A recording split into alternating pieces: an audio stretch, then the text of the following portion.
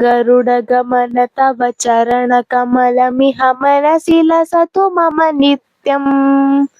मनसि लसतु मम नित्यम् गरुडगमन तव चरणकमलमिह मनसि लसतु मम नित्यम् मनसि लसतु मम नित्यम् मम तापमपाकुरु देवा मम पापमपाकुरु देवा मम तापमपाकुरु देवा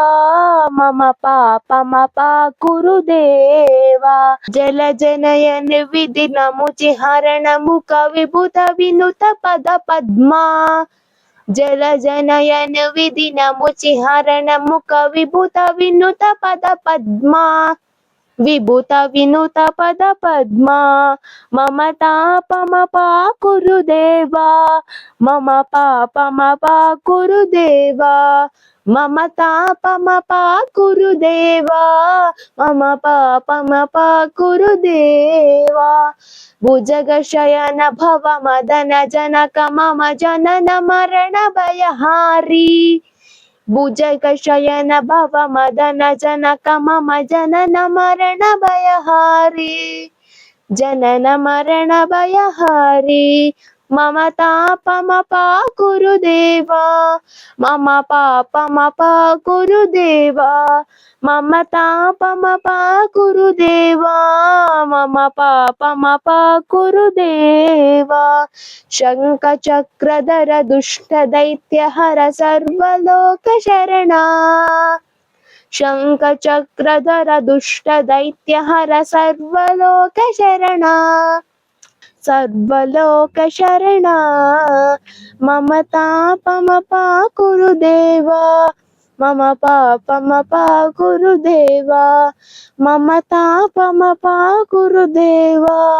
मम पापमपाकुरु देवा अगलित गुणगण शरण शरणद विदलित सुरलिपुजाಲ